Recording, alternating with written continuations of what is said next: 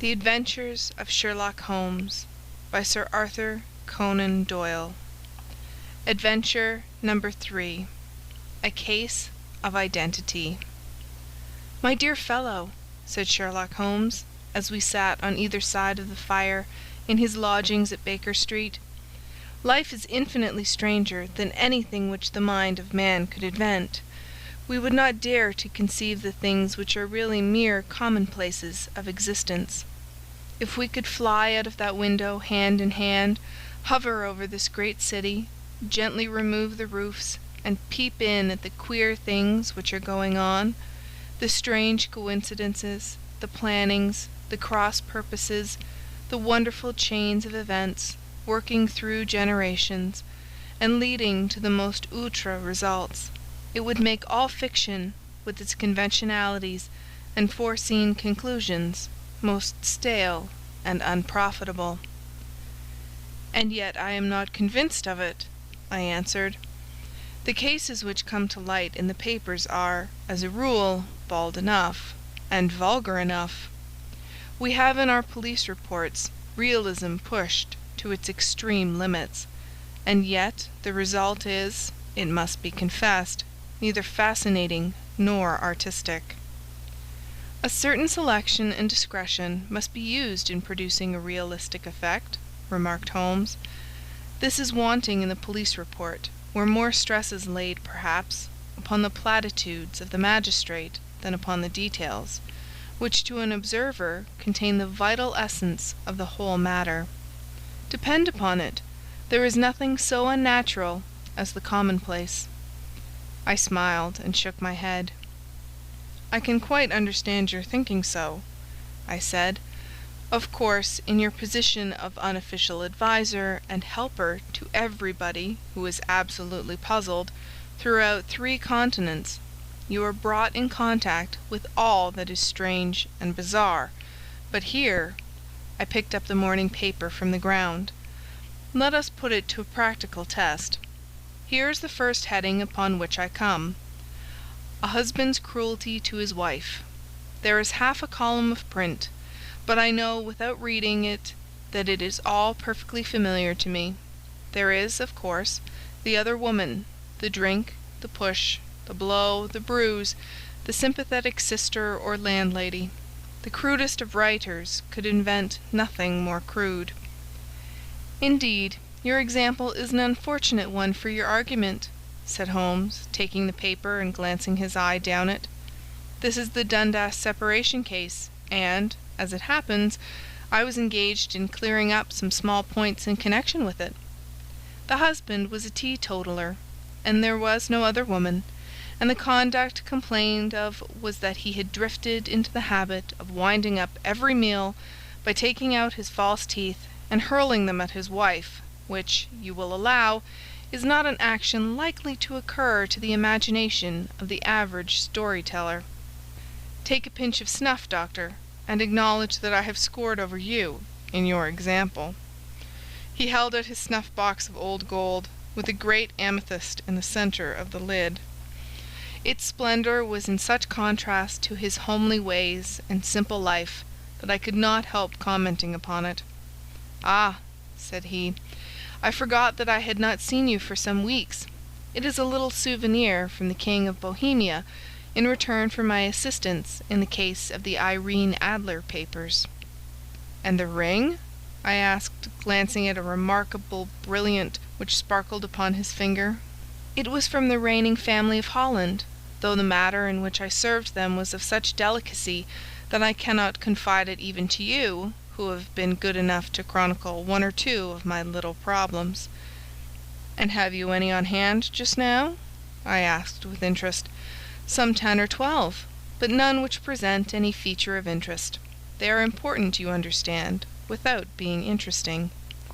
Indeed, I have found that it is usually in unimportant matters that there is a field for the observation, and for the quick analysis of cause and effect which gives the charm to an investigation. The larger crimes are apt to be the simpler, for the bigger the crime, the more obvious, as a rule, is the motive. In these cases, save for one rather intricate matter which has been referred to me from Marseilles, there is nothing which presents any features of interest. It is possible, however, that I may have something better before very many minutes are over, for this is one of my clients, or I am much mistaken." He had risen from his chair, and was standing between the parted blinds, gazing down into the dull, neutral-tinted London street. Looking over his shoulder, I saw that on the pavement opposite there stood a large woman with a heavy fur boa round her neck, and a large curling red feather in a broad-brimmed hat, which was tilted in a coquettish Duchess of Devonshire fashion over her ear. From under this great panoply she peeped up in a nervous, hesitating fashion at our windows, while her body oscillated backward and forward, and her fingers fidgeted with her glove buttons. Suddenly, with a plunge, as of the swimmer who leaves the bank, she hurried across the road, and we heard the sharp clang of the bell. "I have seen those symptoms before," said Holmes, throwing his cigarette into the fire. "Oscillation upon the pavement always means an affaire de coeur. She would like advice, but she is not sure that the matter is not too delicate for communication. And yet, even here we may discriminate. When a woman has been seriously wronged by a man she no longer oscillates, and the usual symptom is a broken bell wire. Here we may take it that there is a love matter, but that the maiden is not so much angry as perplexed or grieved. But here she comes in person to resolve our doubts." As he spoke, there was a tap at the door, and the boy in buttons entered to announce Miss Mary Sutherland, while the lady herself loomed behind his small black figure like a full-sailed merchantman behind a tiny pilot-boat. Sherlock Holmes welcomed her with the easy courtesy for which he was remarkable, and, having closed the door and bowed her into an armchair, he looked her over in the minute and yet abstracted fashion which was peculiar to him. "Do you not find," he said, "that with your short sight it is a little trying to do so much typewriting?" "I did at first," she answered, "but now I know where the letters are without looking." Then, suddenly realizing the full purport of his words, she gave a violent start and looked up, with fear and astonishment upon her broad, good-humoured face. "You have heard about me, Mr. Holmes?" she cried. "Else how could you know all that?" "Never mind," said Holmes, laughing. "It is my business to know things. Perhaps I have trained myself to see what others overlook. If not, why should you come to consult me?" "I came to you, sir, because I heard of you from Mrs. Etheridge, whose husband you found so easy when the police and everyone had given him up for dead. Oh, Mr. Holmes, I wish you would do as much for me. I'm not rich, but still I have 100 a year in my own right, besides the little that I make by the machine, and I would give it all to know what has become of Mr. Hosmer Angel." "Why did you come away to consult me in such a hurry?" asked Sherlock Holmes, with his finger-tips together and his eyes to the ceiling. Again a startled look came over the somewhat vacuous face of Miss Mary Sutherland. "Yes, I did bang out of the house," she said, "for it made me angry to see the easy way in which Mr. Windibank, that is my father, took it all. He would not go to the police, and he would not go to you, and so at last, as he would do nothing, and kept on saying that there was no harm done, it made me mad, and I just on with my things, and came right away to you." "Your father," said Holmes. "Your stepfather, surely, since the name is different." "Yes, my stepfather. I call him father, though it sounds funny too, for he is only 5 years and 2 months older than myself." "And your mother is alive?" "Oh yes, mother is alive and well. I wasn't best pleased, Mr. Holmes, when she married again so soon after father's death, and a man who was nearly 15 years younger than herself. Father was a plumber in the Tottenham Court Road, and he left a tidy business behind him, which mother carried on with Mr. Hardy, the foreman. But when Mr. Windibank came he made her sell the business, for he was very superior. being a traveller in wines. They got £4,700 for the goodwill and interest, which wasn't near as much as father could have got if he had been alive.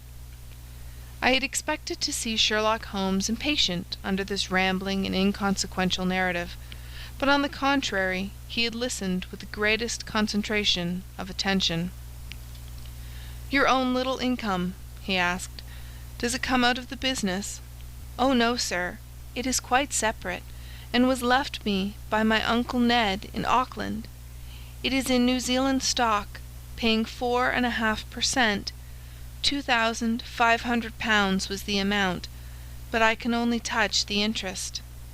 "You interest me extremely," said Holmes, "and since you draw so large a sum as 100 a year, with what you earn into the bargain, you no doubt travel a little and indulge yourself in every way.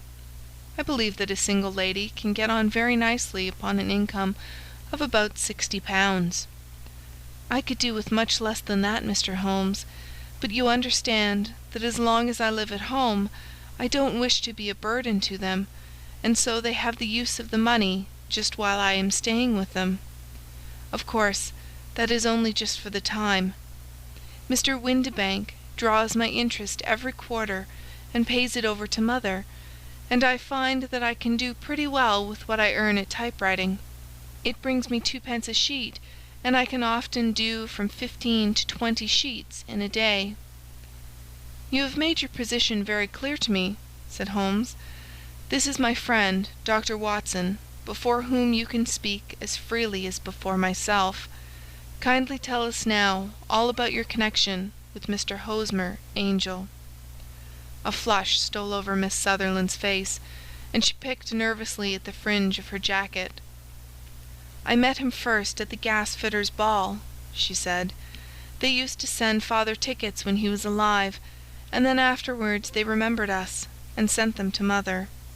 Mr. Windibank did not wish us to go. He never did wish us to go anywhere. He would get quite mad if I wanted so much as to join a Sunday school treat. But this time I was set on going, and I would go, for what right had he to prevent? He said the folk were not fit for us to know, when all father's friends were to be there. And he said that I had nothing fit to wear, when I had my purple plush that I had never so much as taken out of the drawer. At last, when nothing else would do, he went off to France upon the business of the firm, but we went, mother and I, with Mr. Hardy, who used to be our foreman, and it was there I met Mr. Hosmer Angel." "I suppose," said Holmes, "that when Mr. Windibank came back from France he was very annoyed at your having gone to the ball." "Oh, well, he was very good about it. He laughed, I remembered, and shrugged his shoulders, and said there was no use denying anything to a woman, for she would have her way." "I see. Then at the gasfitters' ball you met, as I understand, a gentleman called Mr. Hosmer Angel?" "Yes, sir. I met him that night, and he called next day to ask if we had got home all safe, and after that we had met him, that is to say, Mr. Holmes, I met him twice for walks, but after that father came back again, and Mr. Hosmer Angel could not come to the house any more." "No?" "Well, you know father didn't like anything of the sort. He wouldn't have any visitors if he could help it, and he used to say that a woman should be happy in her own family circle. But then, as I used to say to mother, a woman wants her own circle to begin with, and I had not got mine yet." "But how about Mr. Hosmer Angel? Did he make no attempt to see you?" "Well, father was going off to France again in a week, and Hosmer wrote and said that it would be safer and better not to see each other until he had gone. We could write in the meantime, and he used to write every day. I took the letters in the morning, so there was no need for father to know." "Were you engaged to the gentleman at this time?" "Oh yes, Mr. Holmes. We were engaged after the first walk that we took. Mr. Angel was a cashier in an office in Leadenhall Street, and—" "What office? That's the worst of it, Mr. Holmes. I don't know." Where did he live, then?" "He slept on the premises." "And you don't know his address?" "No, except that it was Leadenhall Street." "Where did you address your letters, then?" "To the Leadenhall Street post office, to be left till called for. He said that if they were sent to the office, he would be chaffed by all the other clerks about having letters from a lady, so I offered to typewrite them, like he did his, but he wouldn't have that, for he said that when I wrote them they seemed to come from me, but when they were typewritten he always felt that the machine had come between us. That will just show you how fond he was of me, Mr. Holmes, and the little things that he would think of." "It was most suggestive," said Holmes. "It has long been an axiom of mine that the little things are infinitely the most important. Can you remember any other little things about Mr. Hosmer Angel?" "He was a very shy man, Mr. Holmes. He would rather walk with me in the evening than in the daylight, for he said that he hated to be conspicuous. Very retiring and gentlemanly he was. Even his voice was gentle. He'd had the quinsy and swollen glands when he was young, he told me, and it had left him with a weak throat and a hesitating, whispering fashion of speech. He was always well dressed, very neat and plain, but his eyes were weak, just as mine are, and he wore tinted glasses against the glare." "Well, and what happened when Mr. Windibank, your stepfather, returned to France?" "Mr. Hosmer Angel came to the house again, and proposed that we should marry before father came back. He was in dreadful earnest, and made me swear, with my hands on the testament, that whatever happened I would always be true to him. Mother said he was quite right to make me swear, and that it was a sign of his passion. Mother was all in his favour from the first, and was even fonder of him than I was. Then, when they talked of marrying within the week, I began to ask about father, but they both said never to mind about father, but just to tell him afterwards, and mother said she would make it all right with him. I didn't quite like that, Mr. Holmes. It seemed funny that I should ask his leave, as he was only a few years older than me, but I didn't want to do anything on the sly, so I wrote to father at Bordeaux, where the company has its French offices, but the letter came back to me on the very morning of the wedding." "It missed him, then?" "Yes, sir, for he had started to England just before it arrived." "Ha! That was unfortunate. Your wedding was arranged, then, for the Friday. Was it to be in church?" "Yes, sir, but very quietly. It was to be at St. Saviour's, near King's Cross, and we were to have breakfast afterwards at the St. Pancras Hotel. Hosmer came for us in a hansom, but as there were two of us, he put us both into it and stepped himself into a four-wheeler, which happened to be the only other cab in the street. We got to the church first, and when the four-wheeler drove up, we waited for him to step out, but he never did, and when the cabman got down from the box and looked, there was no one there. The cabman said that he could not imagine what had become of him, for he had seen him get in with his own eyes. That was last Friday, Mr. Holmes, and I have never seen or heard anything since then to throw any light upon what became of him." "It seems to me that you have been very shamefully treated," said Holmes. "Oh, no, sir. He was too good and kind to leave me so. Why, all the morning he was saying to me that, whatever happened, I was to be true, and that even if something quite unforeseen occurred to separate us, I was always to remember that I was pledged to him, and that he would claim his pledge sooner or later. It seemed strange talk for a wedding morning, but what has happened since gives a meaning to it." "Most certainly it does.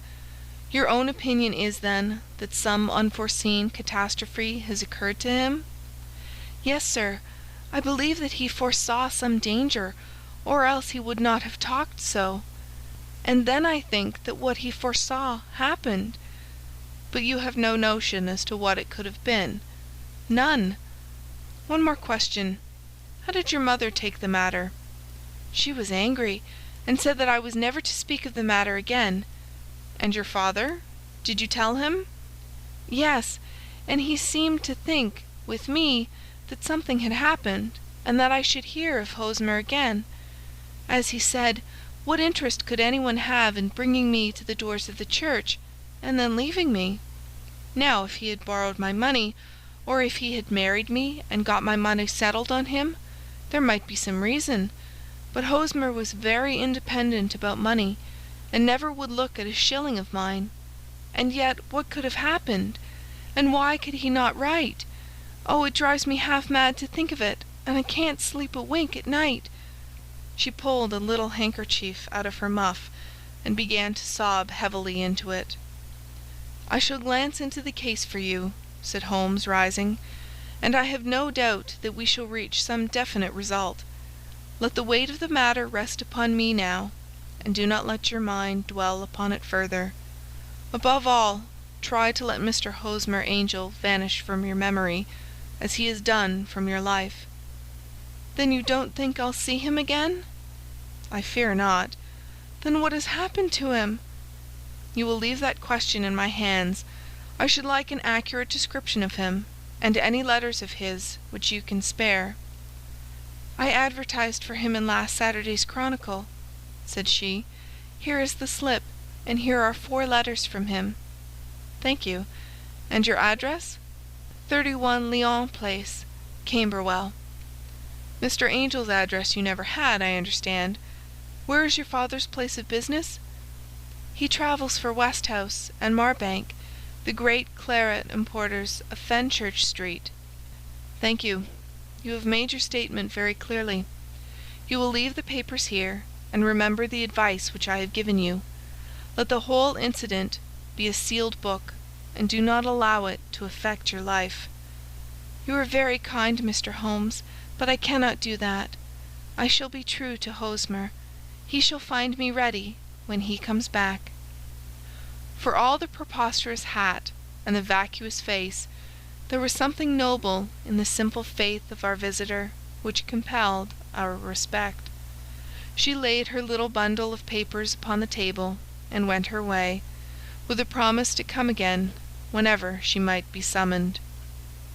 Sherlock Holmes sat silent for a few minutes, with his fingertips still pressed together, his legs stretched out in front of him, and his gaze directed upward to the ceiling. Then he took down from the rack the old and oily clay pipe, which was to him as a counsellor, and, having lit it, he leaned back in his chair, with the thick blue cloud wreaths spinning up from him, and a look of infinite languor upon his face. "Quite an interesting study, that maiden," he observed. "I found her more interesting than her little problem, which, by the way, is rather a trite one.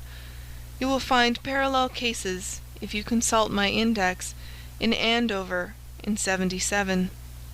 And there was something of the sort at The Hague last year. Old as is the idea, however, there were 1 or 2 details which were new to me, but the maiden herself was most instructive." "You appeared to read a good deal upon her, which was quite invisible to me," I remarked. "Not invisible, but unnoticed, Watson. You did not know where to look, and so you missed all that was important. I can never bring you to realize the importance of sleeves, the suggestiveness of thumbnails, or the great issues that may hang from a bootlace. Now, what did you gather from that woman's appearance? Describe it." "Well, she had a slate-coloured, broad-brimmed straw hat, with a feather of a brickish red. Her jacket was black, with black beads sewn upon it, and a fringe of little black jet ornaments. Her dress was brown, rather darker than coffee colour, with a little purple plush at the neck and sleeves. Her gloves were greyish, and were worn through at the right forefinger. Her boots I didn't observe. She had small, round, hanging gold earrings, and a general air of being fairly well-to-do in a vulgar, comfortable, easy-going way." Sherlock Holmes clapped his hands softly together and chuckled. "'Pon my word, Watson, you are coming along wonderfully. You have really done very well indeed. It is true that you have missed everything of importance, but you have hit upon the method, and you have a quick eye for colour. Never trust to general impressions, my boy, but concentrate yourself upon details. My first glance is always at a woman's sleeve. In a man it is perhaps better first to take the knee of the trouser. As you observe, this woman had plush upon her sleeves, which is a most useful material for showing traces. The double line a little above the wrist, where the typewriter presses against the table, was beautifully defined. The sewing machine of the hand type leaves a similar mark, but only on the left arm, and on the right of it farthest from the thumb, instead of being right across the broadest part, as this was. I then glanced at her face, and observing the dint of a pince-nez at either side of her nose, I ventured a remark upon short sight and typewriting, which seemed to surprise her. It surprised me. But surely it was obvious. I was then much surprised and interested on glancing down to observe that, though the boots which she was wearing were not unlike each other, they were really odd ones, the one having a slightly decorated toe-cap, and the other a plain one. One was buttoned only in the 2 lower buttons out of 5, and the other at the 1st, 3rd, and 5th. Now when you see that a young lady, otherwise neatly dressed, has come away from home with odd boots, half buttoned, it is no great deduction to say that she came away in a hurry. "And what else?" I asked, keenly interested, as I always was, by my friend's incisive reasoning. I noted in passing that she had written a note before leaving home, but after being fully dressed. You observed that her right glove was torn at the forefinger, but you did not apparently see that both glove and finger were stained with violet ink. She had written in a hurry and dipped her pen too deep. It must have been this morning, or the mark would not remain clear upon the finger. All this is amusing, though rather elementary, but I must go back to business, Watson. Would you mind reading me the advertised description of Mr. Hosmer Angel? I held the little printed slip to the light. "Missing," it said, "on the morning of the 14th, a gentleman named Hosmer Angel, about 5 feet 7 inches in height, strongly built, sallow complexion, black hair, a little bald in the centre, bushy black side whiskers and moustache, tinted glasses, slight infirmity of speech, was dressed when last seen in black frock coat faced with silk, black waistcoat, gold Albert chain, and grey Harris tweed trousers, with brown gaiters over elastic-sided boots, known to have been employed in an office in Leadenhall Street. Anybody bringing—" "That will do," said Holmes.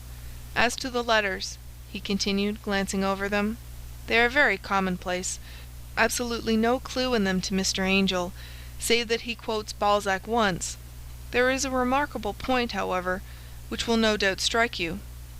"They are typewritten," I remarked. "Not only that, but the signature is typewritten. Look at the neat little Hosmer Angel at the bottom.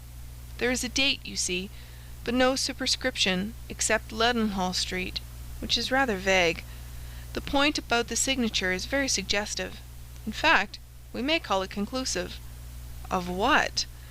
"My dear fellow, is it possible you do not see how strongly it bears upon the case?" "I cannot say that I do, unless it were that he wished to be able to deny his signature if an action for breach of promise were instituted. No, that was not the point. However, I shall write 2 letters which should settle the matter. One is to a firm in the city, the other is to the young lady's stepfather, Mr. Windibank, asking him whether he can meet us here at 6 o'clock tomorrow evening. It is just as well that we should do business with the male relatives. And now, doctor, we can do nothing until the answers to those letters come, so we may put our little problem upon the shelf for the interim." I had had so many reasons to believe in my friend's subtle powers of reasoning and extraordinary energy in action, that I felt that he must have some solid grounds for the assured and easy demeanour with which he treated the singular mystery which he had been called upon to fathom. Once only had I known him to fail. in the case of the King of Bohemia and of the Irene Adler photograph. But when I looked back to the weird business of the sign of 4, and the extraordinary circumstances connected with the study in scarlet, I felt that it would be a strange tangle indeed which he could not unravel. I left him then, still puffing at his black clay pipe, with the conviction that when I came again on the next evening, I would find that he held in his hands all the clues which would lead up to the identity of the disappearing bridegroom of Miss Mary Sutherland. A professional case of great gravity was engaging my own attention at the time, and the whole of next day I was busy at the bedside of the sufferer. It was not until close upon 6 o'clock that I found myself free and was able to spring into a hansom and drive to Baker Street, half afraid that I might be too late to assist at the denouement of the little mystery. I found Sherlock Holmes alone, however, half asleep, with his long, thin form curled up in the recesses of his armchair. A formidable array of bottles and test tubes, with the pungent, cleanly smell of hydrochloric acid, told me that he had spent his day in the chemical work which was so dear to him. "Well, have you solved it?" I asked as I entered. "Yes, it was the bisulfate of baryta." "No, no, the mystery!" I cried. "Oh, that! I thought of the salt that I have been working upon." There was never any mystery in the matter, though, as I said yesterday, some of the details are of interest. The only drawback is that there is no law, I fear, that can touch the scoundrel. Who was he, then, and what was his object in deserting Miss Sutherland? The question was hardly out of my mouth, and Holmes had not yet opened his lips to reply, when we heard a heavy footfall in the passage, and a tap at the door. "This is the girl's stepfather, Mr. James Windibank," said Holmes. "He has written to me to say that he would be here at 6. Come in." The man who entered was a sturdy, middle-sized fellow, some 30 years of age, clean-shaven and sallow-skinned, with a bland, insinuating manner, and a pair of wonderfully sharp and penetrating grey eyes. He shot a questioning glance at each of us, placed his shiny top hat upon the sideboard, and with a slight bow sidled down into the nearest chair. "Good evening, Mr. James Windibank," said Holmes. "I think that this typewritten letter is from you, in which you made an appointment with me for 6 o'clock?" "Yes, sir.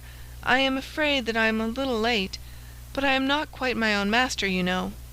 I am sorry that Miss Sutherland has troubled you about this little matter, for I think it is far better not to wash linen of the sort in public. It was quite against my wishes that she came, but she is a very excitable, impulsive girl, as you may have noticed, and she is not easily controlled when she has made up her mind on a point. Of course, I did not mind you so much, as you are not connected with the official police, but it is not pleasant to have a family misfortune like this noised abroad. Besides, it is a useless expense, for how could you possibly find this Hosmer angel?" "On the contrary," said Holmes quietly, "I have every reason to believe that I will succeed in discovering Mr. Hosmer Angel." Mr. Windibank gave a violent start and dropped his gloves. "I am delighted to hear it," he said. "It is a curious thing," remarked Holmes, "that a typewriter has really quite as much individuality as a man's handwriting. Unless they are quite new, no two of them write exactly alike. Some letters get more worn than others, and some wear only on one side. Now you remark in this note of yours, Mr. Windibank, that in every case there is some little slurring over of the E, and a slight defect in the tail of the R. There are 14 other characteristics, but those are the most obvious." "We do all our correspondence with this machine at the office, and no doubt it is a little worn," our visitor answered, glancing keenly at Holmes with his bright little eyes. "And now I will show you what is really a very interesting study, Mr. Windibank," Holmes continued. "I think of writing another little monograph, some of these days on the typewriter and its relation to crime. It is a subject to which I have devoted some little attention. I have here 4 letters which purport to come from the missing man. They are all typewritten.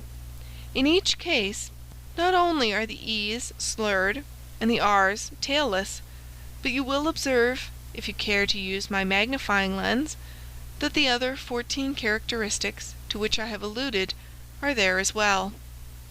Mr. Windibank sprang out of his chair and picked up his hat. "I cannot waste time over this sort of fantastic talk, Mr. Holmes," he said. "If you can catch the man, catch him, and let me know when you have done it."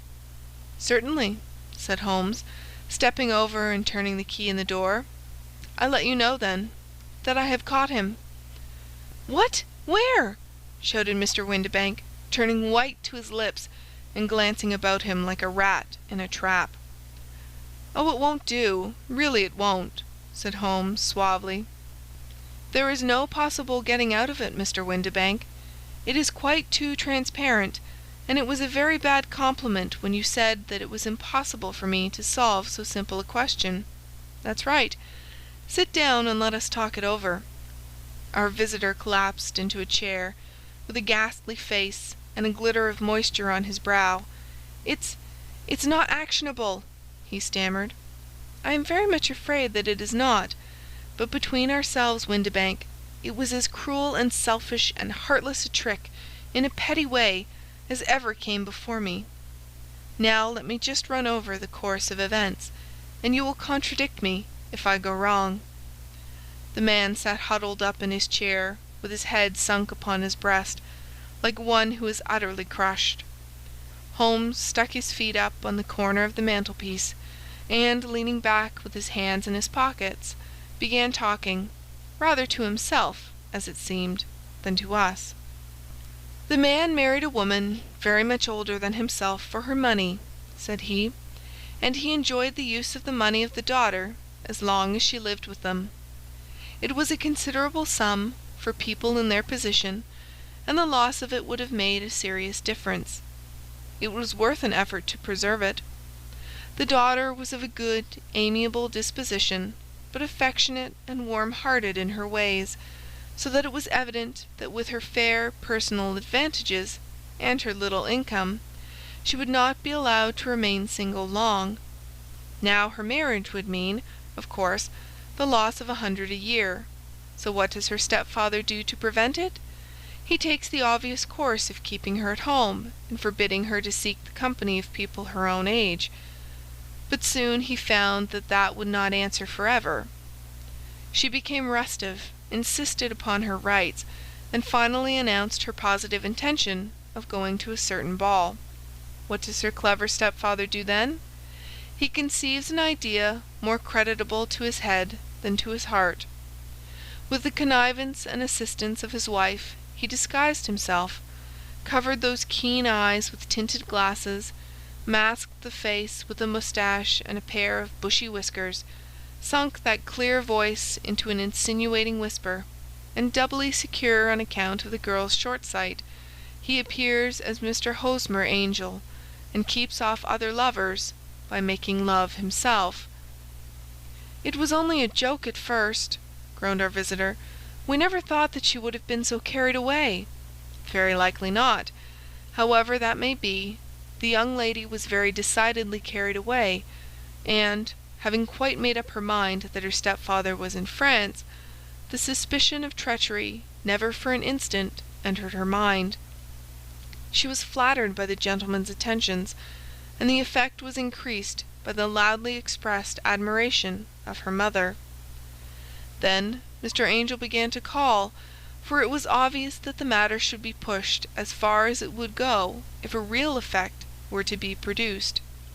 There were meetings and an engagement which would finally secure the girl's affections from turning towards anyone else. But the deception could not be kept up forever. These pretended journeys to France were rather cumbrous. The thing to do was clearly to bring the business to an end in such a dramatic manner that it would leave a permanent impression upon the young lady's mind, and prevent her from looking upon any other suitor for some time to come. Hence those vows of fidelity exacted upon a testament, and hence also the allusions to a possibility of something happening on the very morning of the wedding. James Windibank wished Miss Sutherland to be so bound to Hosmer Angel, and so uncertain as to his fate, that for 10 years to come, at any rate, she would not listen to another man. As far as the church door he brought her, and then, as he could go no farther, he conveniently vanished away, by the old trick of stepping in at one door of a four-wheeler, and out at the other. I think that was the chain of events, Mr. Windibank."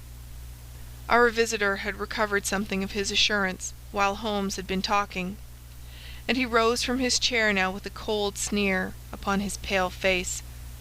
"It may be so, or it may not, Mr. Holmes," said he. "But if you are so very sharp, you ought to be sharp enough to know that it is you who are breaking the law now, and not me. I have done nothing actionable from the first, but as long as you keep that door locked, you lay yourself open to an action for assault and illegal constraint." "The law cannot, as you say, touch you," said Holmes, unlocking and throwing open the door. "Yet there never was a man who deserved punishment more. If the young lady has a brother or a friend, he ought to lay a whip across your shoulders. By Jove!" he continued, flushing up at the sight of the bitter sneer upon the man's face, "it is not part of my duties to my client, but here's a hunting crop handy, and I think I shall just treat myself to—" He took 2 swift steps to the whip, but before he could grasp it, there was a wild clatter of steps upon the stairs, the heavy hall door banged, and from the window we could see Mr. James Windibank running at the top of his speed down the road.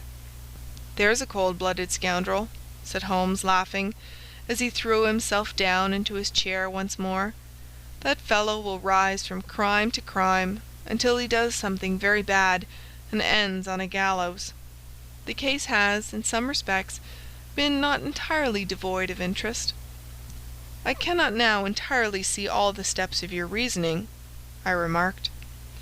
"Well, of course it was obvious from the first that this Mr. Hosmer Angel must have some strong object for his curious conduct, and it was equally clear that the only man who really profited by the incident, as far as we could see, was the stepfather.